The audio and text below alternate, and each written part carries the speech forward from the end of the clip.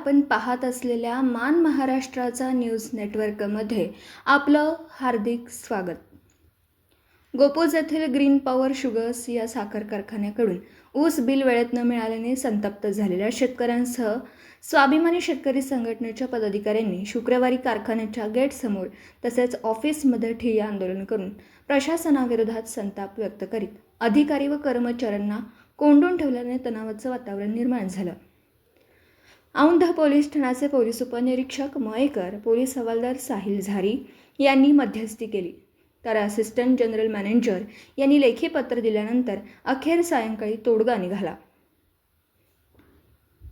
वडूज, उंबर्डे आणि माळशिरस परिसरातील अनेक शेतकरी शुक्रवारी सकाळपासून कारखान्याच्या आवारात येऊन आमच्या घामाचे पैसे तत्काळ द्या अशा मागणीचा तगादा लावला. आतापर्यंत 3 वेळा बिल देण्याच्या तारखा जाहीर केला, मात्र त्या खोट्या ठरल्याचा आरोप शेतकऱ्यांनी केला.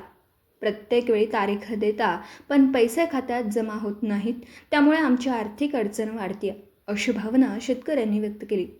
सध्या शेतीसाठी लागणारे खत, बियाणे, औषधं तसेच घरगुती खर्चासाठी सोसायटी कर्ज, व्याज भरण्यासाठी शेतकरी ऊस बिलावरच अवलंबून असतात.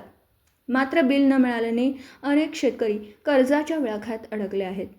त्यामुळे संतप्त शेतकऱ्यांनी कारखान्याच्या गेटसमोर व ऑफिसमध्ये ठिय्या आंदोलन करत प्रशासनाविरोधात आश्वासन नको, पैसे द्या अशी ठाम भूमिका घेतली.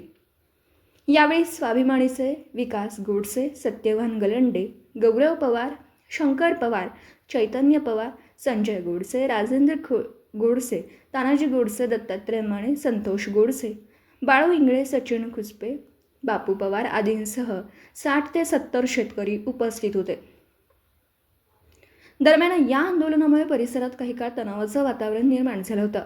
कारखान्याचे असिस्टंट जनरल मॅनेजर घुले यांनी शेतकऱ्यांशी चर्चा करून 13 मार्च रोजी बिल अदा करण्याचं लेखी आश्वासन दिल्यानंतर सायंकाळी उशिरा शेतकऱ्यांनी कारखाना परिसर सोडला.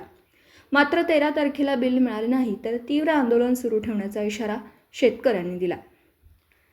यावेळी औंध पोलीस स्टेशनच्या वतीने चोख बंदोबस्त ठेवण्यात आला होता. धन्यवाद मंडळी. या चॅनलवर आपण नवीन असाल तर चॅनलला लाईक करा, शेअर करा आणि सबस्क्राईब करा. धन्यवाद.